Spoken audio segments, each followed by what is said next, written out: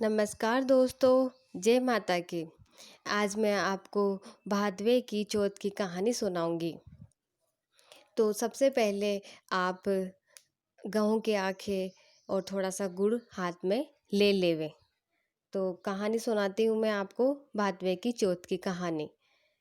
एक साहूकार था, उसके बेटे की बहू जब अपने पिहर जाती तब अपनी भाभिया उसकी भाभिया पूछती, बाई जी जी माए क्या?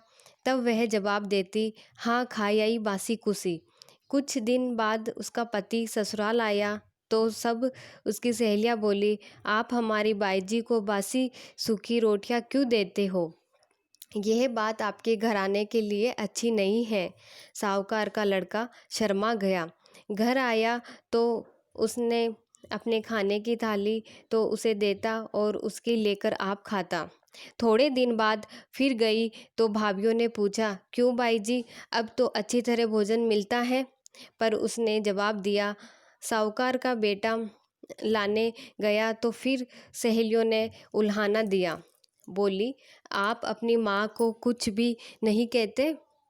साहूकार के लड़के ने चुप्पी मार ली और घर जाकर अपनी स्त्री से बोला, तू बिना मतलब मुझे क्यों बदनाम करती है? बहू बोली, अभी बड़ों की कमाई खाती हूँ, आपकी कमाई खाऊंगी तो ताज़ा भोजन करूँगी। साहूकार का बेटा समझ गया और अच्छा मुहूर्त दिखाकर कमाने के लिए गया। कई वर्ष बीत गए। एक दिन उसकी बहू पड़ोस में आग लाने गई। पड़ोसन बोली, इस समय कौन आग देवे, हम तो कहानी सुन रहे हैं। उसने कहा, किसकी कहानी सुन रहे हो? अन्न हो, धन हो, 12 बरस का बिछड़ा पति मिले, पुत्र हो। घर आकर साहूकार के बेटे की बहू ने भी व्रत का नियम लिया। उसकी सास उसे 4 समय भोजन देती थी। एक समय का भोजन वह गाय को देती, एक समय का हथकार वाली ब्राह्मणी को दे देती, एक समय का राखुड़े बर्तन मांजने की जगह में गाड़ देती और चौथे समय का भोजन चांद का अर्घ देकर खुद खा लेती। इस तरह वह चौथ का व्रत करती। दिनों से महीने निकले, महीनों से साल निकले। एक रोज चौथ विनायक आपस में बतलाए, इसके पति को परदेश से बुलाना ही चाहिए। यह बेचारी हमें मानती है, नहीं तो फिर हमें कौन मानेगा, यह कलयुग है। ऐसा विचार करके साहूकार के बेटे को सपने में चौथ माता ने कहा, तुम्हें इतने दिन हो गए हैं, अब तू अपने घर जा, तेरी स्त्री तुझे याद करती है। वह बोला, के जाऊं कैसे, मैंने तो अपना सारा कारोबार फैला रखा है, तो इतना जल्दी कैसे सलटाऊंगा, मुश्किल है। चौथ माता ने कहा, कल तू अपनी जाजम बिछाकर बैठ जाना, सारा काम सलट जाएगा। सुबह उठा और नहा धोकर जाजम बिछाकर बैठ गया। लेने वाले ले गए और देने वाले दे गए, सारा कारोबार सलट गया। मुसाफिरी पक गई। घर जाने की सारी तैयारी की और चल पड़ा। चलते चलते बावनी उजाड़ आई। देखा कि एक काला नाग अग्नि की तरफ जा रहा है। साहूकार के बेटे ने उसे छिछकार दिया। सर्प को बड़ा क्रोध आया। उसने कहा, पापी हत्यारा, तूने मुझे छिछकार कर यह क्या किया? मैं कई दिनों से भूखा मरता कष्ट पा रहा था, आज मैं जल कर अपने कष्ट को दूर कर देता, अब मैं तुझे खाऊंगा। साहूकार का बेटा बोला, भाई खा तो ले, पर मुझे मेरी माँ और पत्नी से मिले बहुत वर्ष हो गए, मैं घर जाकर दो दो बात कर आऊँ। सर्प बोला, घर जाकर तू क्यों आने लगा? साहूकार का बेटा बोला, मेरे पीछे पीछे आ जा, मैं रात को सोऊं तब खा लेना। सर्प बोला, मैं खाट पर नहीं चढ़ सकता। तो साहूकार के बेटे ने कहा, मैं अपनी पत्नी की चोटी लटका दूंगा, उसके सहारे चढ़कर खा लेना। सर्प मान गया और उसके पीछे पीछे चला गया। घर पहुंचा, सारे घर में आनंद छा गया।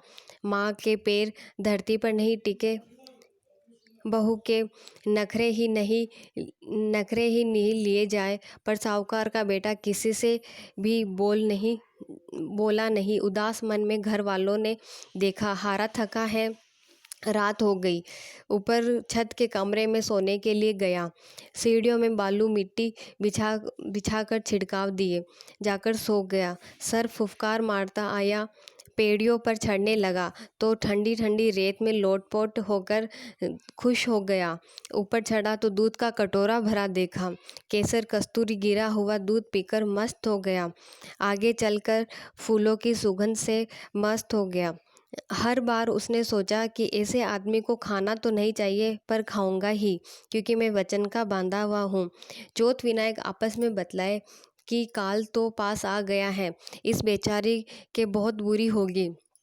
इतने वर्ष तुम्हारे व्रत किए, अब इसका पति मिला, उसका भी सुख जा रहा है। विनायक जी ने तलवार से उसके टुकड़े कर दिए। सांप की पूंछ में जो बाकी रह गया वह उछलकर उसकी जुत्ती में जा गिरा।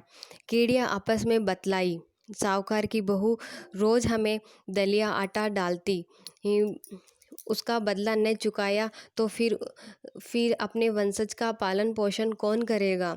ऐसा ही विचार करके पूंछ को चिपट गई और रात भर में उसका सारा जहर चूस लिया। सुबह जाकर साहूकार का लड़का देर तक नहीं उठा। उसकी माँ ने सोचा चलकर जगाना चाहिए। वह छत की तरफ गई और देखा तो चारों ओर खून ही खून बिखरा पड़ा था। उसने सोचा कि बेटे के पीछे कोई दुश्मन लग आया था। वह रोने लगी और उसका रोना सुनकर बेटा उठा। उसने अपनी माँ से कहा, मैं अच्छी तरह हूँ, तू विचार मत कर, मेरा दुश्मन मारा गया, अब तो दान पुण्य करो, खून को धुलाकर साफ कर दो। फिर उसने अपनी माँ से पूछा, माँ मेरे पीछे से आपने कोई दान पुण्य या व्रत उपवास किया था? माँ बोली, हमने तो कुछ नहीं किया। उसकी बहू बोली कि मैंने चौथ का व्रत किया था। उसकी सास बोली, हाँ तूने ज़रूर किया होगा, रोज़ाना 4 समय का तू खाना दे रही थी। बहू बोली, सो तो सही है, पर मैं खाती नहीं थी। सास ने पूछा, तो क्या करती? बहू बोली, पहले समय का तो मैं गऊ को देती, दूसरे समय का हथकार वाली ब्राह्मणी को दे देती और तीसरे समय का राखोड़े में दबा देती। चौथे समय का मैं चांद को अर्घ देकर खाती।